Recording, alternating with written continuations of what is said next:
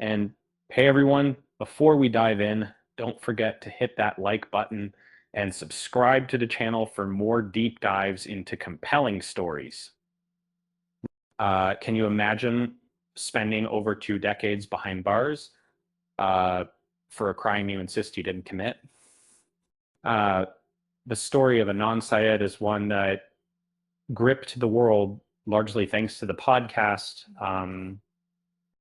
It's a story of conviction, fleeting freedom, and an ongoing search for the truth.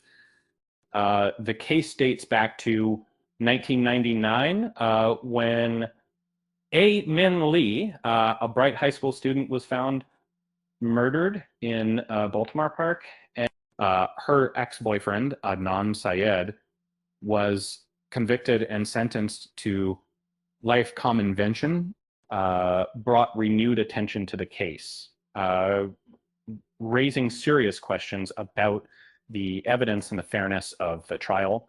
Uh, HBO revisited the story, and their documentary series initially tracked Syed's journey, and then in 2022, after 23 years of incarceration, Syed was finally released.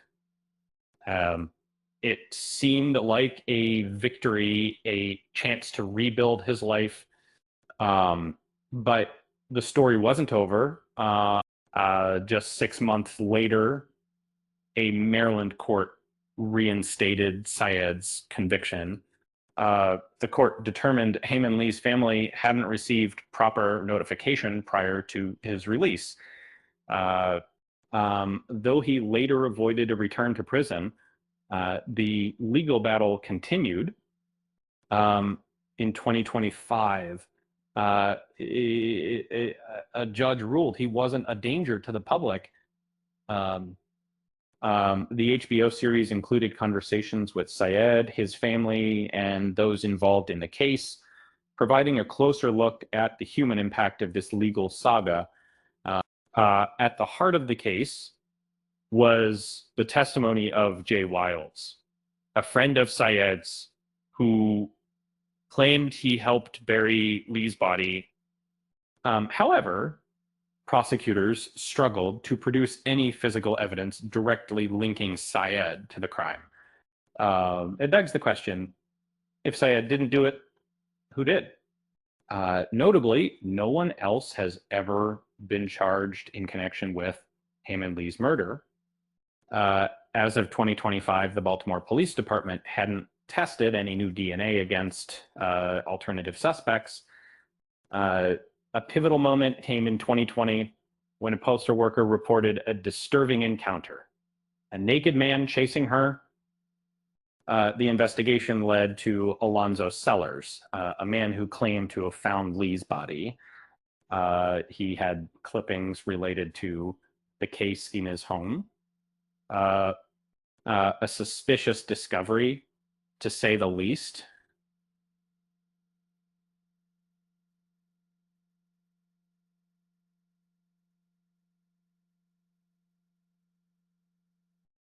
Sellers faced charges related to the incident, but his DNA hasn't been tested against evidence from Lee's case.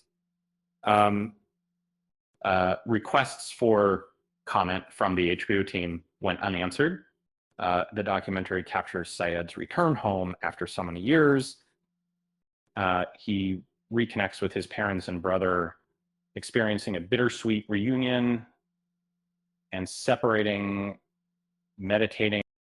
His mother's cancer diagnosis was a major motivation for his release. And tragically, he only had a limited time with her before her passing.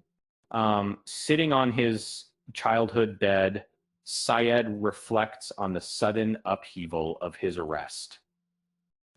He expresses his sense of loss, missing the friendships he forged within prison walls. He found solace, however, in a community of fellow exonerees. Currently, Adnan Syed, now 44, is on supervised probation. He's pursuing his long-held dream of higher education, attending Georgetown University's Prisons and Justice Initiative. He's now working there, dedicated to helping others facing similar challenges.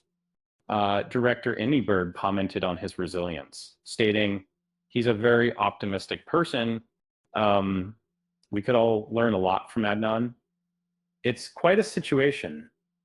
If you could relive a single moment, would you change it?" I'd change my attempt at parallel parking. With that said, thanks for watching, and until next time,